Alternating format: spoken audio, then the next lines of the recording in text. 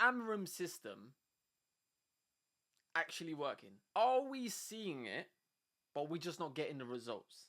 Now, I actually saw this picture, and big up to United Klaus, because he actually put it on X. So, you know, shout out to him, because he's the one that put this picture together. But it breaks down the stats of this season so far in the Premier League, yeah?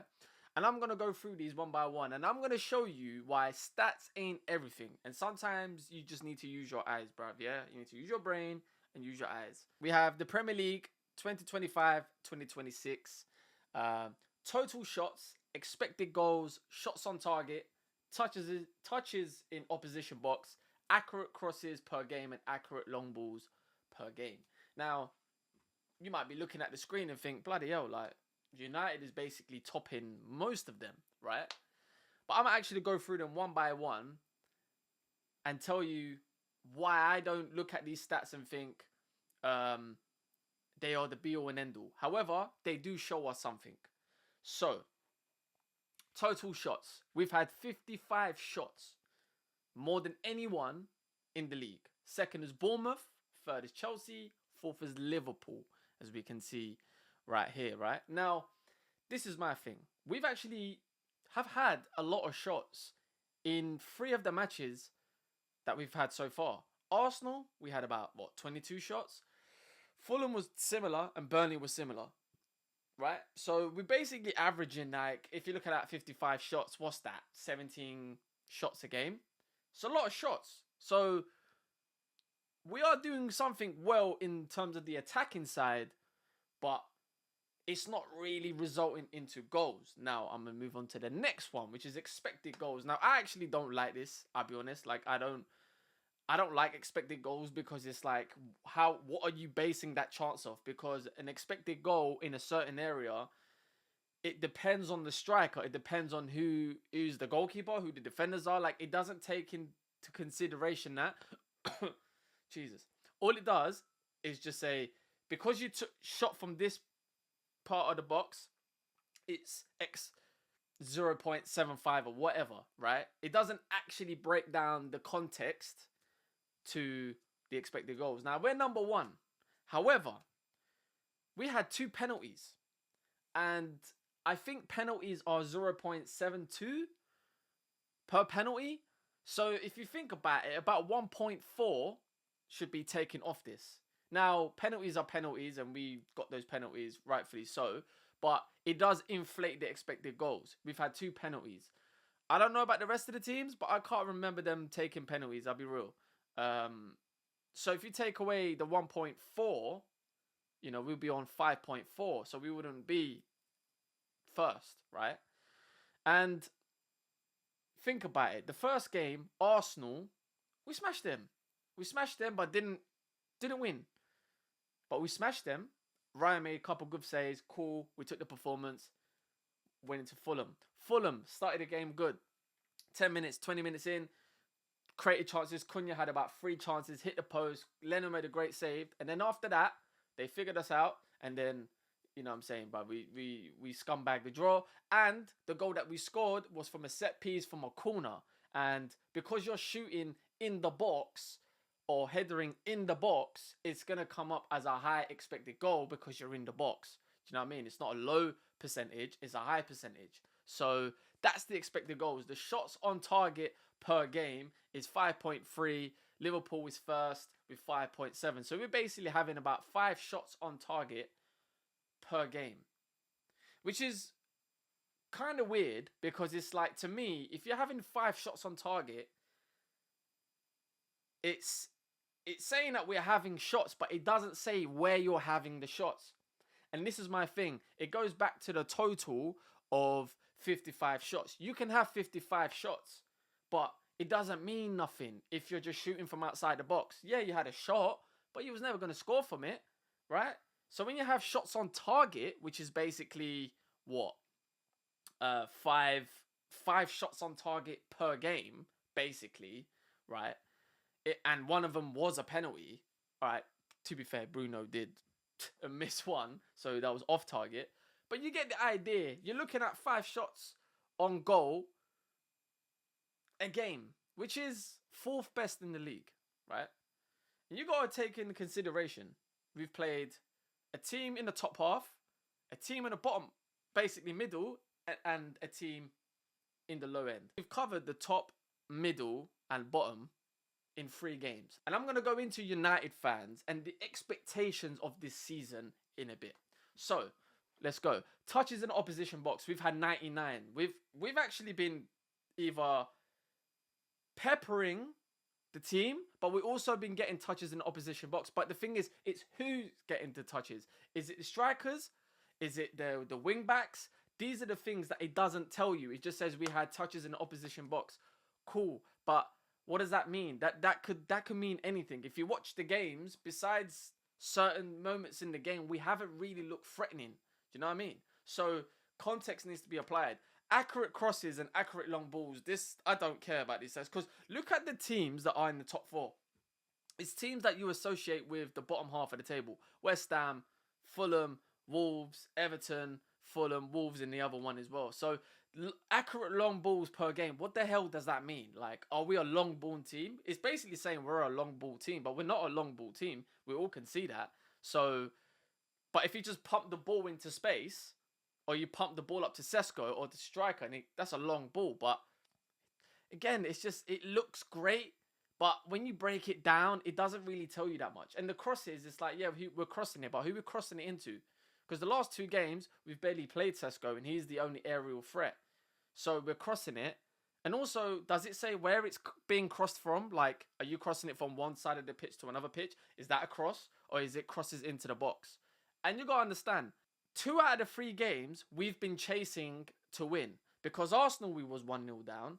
And Burnley, we was at home and it was 2-2 and we wanted to win the game. So 2 out of 3 games, we were chasing to win. The Fulham game, we got ahead and then we just retreated and then we just never looked like scoring again. But for the most part, we've been chasing to win the game or to get back into the game, right? So, of course, you're just going to start pumping boxes, and especially what Amorim does. He puts Harry Maguire on and then long ball FC fan. That's probably where the long ball, accurate long balls come as well, because, you know, slabhead, bruv. Like, he's got a good head on him. It's like, do you know what I mean? He's gonna hit it. Now, my thing with United fans, yeah, and I do think the system is working. You can see by the stats that the system is working. However, the results are not resulting. That's the problem. Unfortunately, there are a lot of scars from last season that we just can't get over. This is just a reality. Manchester United needed to start like a house on fire because of the last 10 months. This isn't Amorim's first 3 games, right? He's been here for 40 games now, more than 40 games. We expected way more when it comes to the way he plays and just results. It's the results, because look, I'm a fair person. I'm not Amorim's biggest fan. I'll be totally real. But I can actually see what he's trying to do. He's actually implementing his style. The threat at the back, I can see it. It's just not winning games. Now, you could put that down to loads of reasons. You could put down to the defense just being a bit fragile, the strikers not finishing their food. There's so much to it. But there are scars in this team, right? It's like psychologically, they know that if we don't score in the first 5, 10, 15, 20 minutes, whenever we are on it, and we don't take our opportunity, the game, it slips out of our hands. And then the other team, now they know, okay, you're just going to punch yourself out. It's like when you're in the boxing ring with Muhammad Ali, like he was just on the ropes. He was just waiting for the other person to punch themselves out. And then he'll just be like, all right, cool, I just take over and win the game. That's how it feels with United. It's like United don't pack no punch consistently and throughout the whole 90 minutes. It might be in spells. But if you get through that, the opposition team is just like, well, you've kind of thrown your best shot at it. You still haven't scored. Now we're coming into the game and we change things at half time. And, you know, it's not coincidence that the Fulham game, half time, changed things. Even though we went 1-0 up, it was against the run of play. Fulham was a better team. And then Burnley come out and they got 2 goals. So it tells you that there's a fragility and a mentality problem. And that could be, I'm not just solely putting out an Amorim, because we've seen this with previous managers. I'm not going to just put it on down to him. However, this is one thing I wanted to actually go through, right? So as you can see, let me just zoom in. as you can see, right, we're ninth. We've lost one, we've drew one, and we won one. Right? Even split. Scored 4, conceded 4, 0%, 0 goal difference, right? Now, my thing is, United fans, are you expecting United to get top 4? Or are you expecting United to get like 8th or 9th or 7th? What's the expectations? Because look at the past, since the league has started, it's been very toxic around United. When we lose a game, it's doom and gloom. When we win a game, it's like, oh my God, we won a game. Do you know what I mean? It's too extreme. It's either you're here or you're here. There's no balanced view when it comes to Manchester United, and I don't think there ever will be.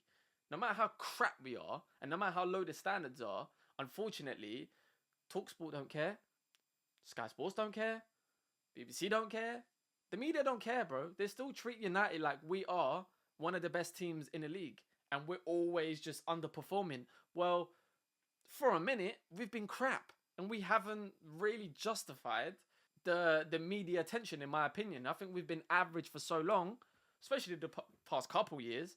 So, what's the expectations? Are you expecting United to finish? Let's say we finished 8th, yeah. Let's just run an experiment. I haven't really looked at the previous tables, but I'm gonna run an experiment. So let's say we carry on this form, right? Because where we are at the moment, we're 9th. We're basically mid-table. So let's just say we've got 4 points. We played 3 games. Let's just times it by 13, right? All right, it's 39 games, but cool. A Premier League season is 38. Let's do 39 just for the argument's sake, just to do quick maths. If you do 13 times 4, what's that? 52 points? Is that 52 points? If you do,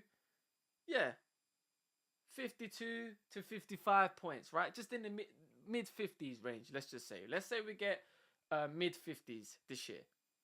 Let's look at the previous seasons. Let's see what that gets you. Okay, mid-50s gets you, basically, last year would have got you 9th, 10th, 11th. Right? Well, let's see the season before. Mid-50s would have got you 9th. Season before. Oh wow, this was a good season. So that would have got you what? 10th. So what you're seeing is Manchester United on current form. Now granted, it's 2 games, but basically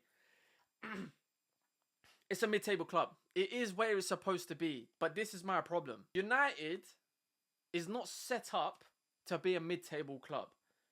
Because everyone at the start of the season said, well, if he just finished in the European places, I think he keeps his job, blah, blah, blah. That's been the low standard for Amorim this season. But the problem is, for you to finish 8th, 7th, 8th, there are going to be a lot of losses. There's going to be a lot of draws. There's going to be a lot of drama. Just brace yourself. And this is why I think people have unrealistic expectations on Manchester United. Because you're saying one thing, but when it actually happens, you don't accept it. And which is fine. We're Man United fans. Like, United fans are not supposed to accept mediocrity. We're not supposed to, right? Like, we're supposed to have the highest standards because of the glory days. However, you can't say, well, the target is to finish 8th. But remember when we finished 8th under Ten Hag, and remember how bad that was. Like, that was terrible. We lost so many games. In order to finish 8th in a regular season, right, you have to lose like 10 games. You have to. 10 games. So that means that Arsenal loss, we're going to do that another 9 or 10 times to finish 8th. Do you see what I'm saying? So at Man United, it's a melodrama. Every time you lose, it's end of the world. And that's the problem. Unless United win 80% of their games, which they're not, because they're not good enough, the manager's not good enough, it just is what it is. We're just going to keep going through this cycle, and that's why managers don't get the time to fail at Man United. Now, you can argue, well, they shouldn't. And I agree. I think what Amorim'S done has been a disgrace. No one, when we first signed him to be our manager, no one expected him to get us to 15th and just lose Europa League final and just go for the absolute crap that we went through last season. That's the problem. Unfortunately, you don't get enough time to fail at Manchester United. It is what it is. It's either you get top 4, which means you probably win, what, 60% of your games? 65% of your games? And then you draw and you lose? But we can't do that. See, a Nottingham Forest could do that. A Brighton could do that. A Bournemouth can do that. A Brentford can lose games throughout the season. It's not a big deal when they can finish 7th, 8th, 9th, 10th. But if United do that, every time we lose, it's news. It's a good saying, still. Every time we lose, it's news. I'm sorry. And this is the thing. I expect Amorim to get Champions League football. And the reason I do is because I don't believe these players are 15th best. And I don't believe they were 8th best when Ten Hag was there. I think if you just look at, if we get, let's say, 60-ish points, right? Let's say we get 65 points. Well, last season, that would have got you Europa League places. I think that's the minimum for this team. I'll be real. I think it's the minimum. 9th, 10th, what we're currently projecting now, granted, is 3 games. But you get the picture. We are not going to have time and luxury to lose many more games. We've lost 1 game this season. We are above Manchester City in the table. You wouldn't think it, though. You wouldn't think it. Manchester City are 13th. They're supposed to be title challengers, but they're not. They're 13th. They lost 2 games. We haven't lost 2 games. We lost 1. In a performance where we actually played good and had some positives. But look at the narrative. That is why Manchester United is going to go in a circle and just repeat itself.